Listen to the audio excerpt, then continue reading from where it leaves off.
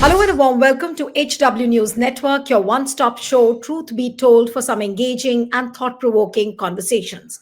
Campaign for the Delhi elections is reaching a feverish pitch. And amidst this high voltage campaign, there are several reports, not one but many, pointing out the manipulation in the electoral list. About 7 days ago, Aam Aadmi Party had pointed this out. Just a few days ago, then Rajya Sabha MP Sanjay Singh had pointed out large scale manipulation of the voter list where there are deletions, where there are additions, especially in areas which are politically not suited for BJP. And now, former Secretary to the Government of India, Mr. EAS Sarma, has written a strongly worded letter to the Election Commission of India and also to the State Election Commissioner, pointing out that there should be a speedy action on this, otherwise it impacts the integrity of the Election Commission of India. What I'm told is that he hasn't got any reply so far from the Election Commission.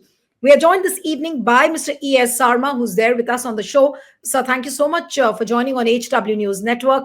And my first question, that since you haven't got any reply, since the political parties have been pointing this out and they also haven't got any cogent answer, given the fact that just a few days ago when the Delhi election dates were announced, and that day Rajiv Kumar made no bones about the fact that there is nothing wrong in the electoral process, everything is very hunky-dory.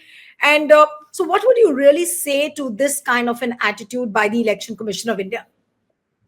This is a very disturbing press interview given by Sanjay Singh, a very respected member of Parliament, Rajya Sabha.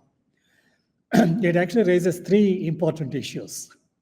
One is that, senior leaders of a political party, here it's BJP, should lend their names and addresses to add many names to the electoral rolls, absolutely in a very suspicious way, and with probably an intent of falsifying the electoral rolls. That means winning at any cost. No ethics, no legality. So we have to win the elections at any cost. It's something very, very serious.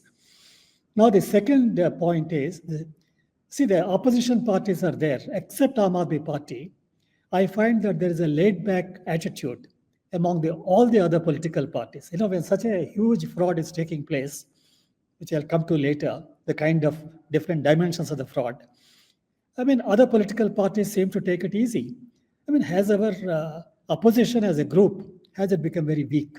This doesn't augur well for India's democracy. Now, the third one, the Election Commission of India, the election machinery. I was handling elections at one time in government of Andhra Pradesh, combined Andhra Pradesh. See, whenever there are more than 5 names at a given address, you should get a suspicion. So what you should do is you must go verify how many people are there, are they genuine? And these days of Aadhaar linking and whatnot, it's very easy to trace, falsity. If there are false Aadhaar cards, you can trace them. So the entire election machinery seems to be completely dysfunctional. And when these things are happening, should citizens go to the Election Commission and complain? They don't respond. Should political parties go there? They don't. In fact, whenever political parties go there, the tendency of the 3 election commissioners is, they say it is, they are trying to confuse the issue, that kind of thing. So these 3 are very, very important. In my view, I think what is happening, if it is proved to be correct, Sanjay Singh's disclosures, I think it's a fraud on the constitution, it's a fraud on India's democracy, and also it's a fraud on the people of India. So this is something very, very serious. I wanted Election Commission by now, they should have investigated this. They should come out with something. And one of the... Mr. Sarma, forget about the investigation. That looks too far-fetched.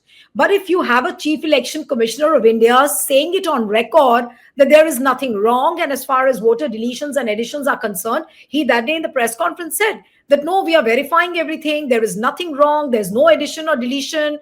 All is happening in a very structured manner.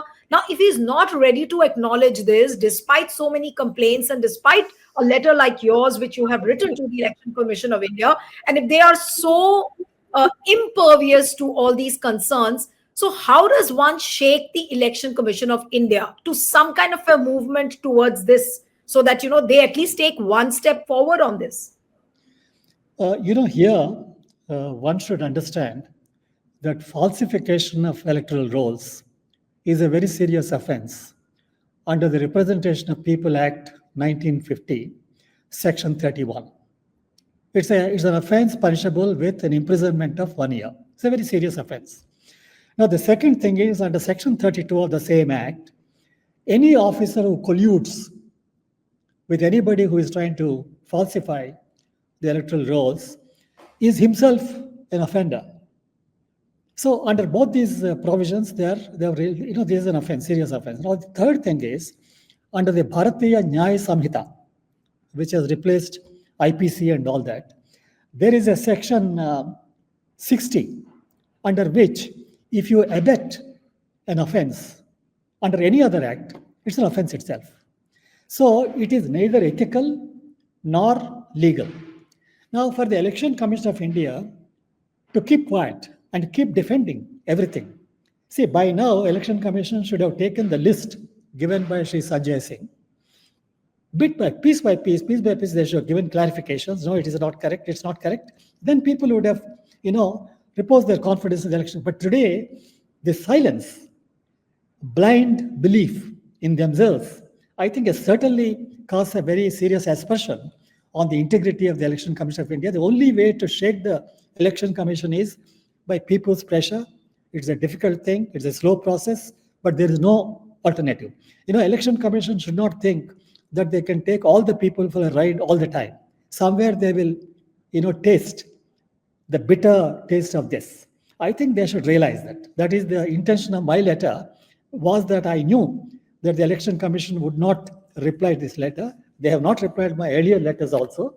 But the idea is that a discussion like this with you and discussion among the people, many people have written to me on this. So that kind of a thing is very important. Now, let me also tell you one thing, that the BJP is, as I mentioned to you, this attitude to win an election at any cost and remain in power forever, it's a dangerous tendency in a democracy. It doesn't really fit well with a democracy. Now, how many kinds of, complaints have come? One is, of course, falsification of electoral rolls, inclusion, and also deletions. I've come across many deletions. Important people, their names are removed. And the second thing is threatening voters. These days, in the Election Commission, the electronic voting machine doesn't have a totalizer. In the olden days, what we used to do, when we got all the votes from booths, we used to mix them so that you don't know the identity of the booth. So here, booths are basically colonies, caste-wise, religion-wise. So it's better to mix them so that there is anonymity. But they are not using it. So what is happening as a result of this? There is a lot of threatening of voters, saying that if you vote, we'll see, what will be careful and all that. Now, the other important thing is, inherently, this electronic voting machine system is illegal. Whatever the courts say, I, as a voter, I, as a citizen, I don't know where the vote is going. It's a black box. Mr. Sarma, did you hear Mr. Rajiv Kumar saying that, all this talk about bringing back the ballot paper would derail the democracy? He said it on record. Mr. Rajiv Kumar has already derailed democracy. He doesn't require anybody's help for that. Mr. Rajiv Kumar and his very able two election commissioners have already derailed democracy, and they've lost confidence, public confidence. Now look at this. The electronic voting machine, that way I said illegality. Now, important thing is, today, influencing polling officers. Merrily, everywhere it is going on. And I remember I wrote a letter to the election commissioners on hate speeches by very senior political leaders. All of us know the names. Hate speeches. Now, this chief election commissioner had the audacity to tell the press, these are two senior political leaders, and we deliberately condone. Who is he to deliberately condone? There is a law of the land. Who is he to twist it? Who is he to condone? He has no authority at all. He should not have made that statement. No responsible person would have made that statement. Now, the other thing is manipulation. Electronic voting machines, I think I came on your channel several times. Electronic voting machines, if you ask any computer expert, there are 4 segments where it can be manipulated. Whether it is manipulated or not, it is vulnerable to manipulation. Now, no reply. I wrote to the Election Commission, they don't even reply. They're blind to the electronic voting machine technology. They don't even look at this technology. Every day they worship the electronic voting machine as though it's a deity. Now, the committee, the technical expert committee, which is supposed to advise the Election Commission on electronic voting machines, there is a very clear conflict of interest, which I pointed out. They have not replied. And all of us know that Bharat Electronics Limited and Electronics Corporation of India Limited, both the boards have BJP representatives. And they are supposed to deliver these electronic voting machines.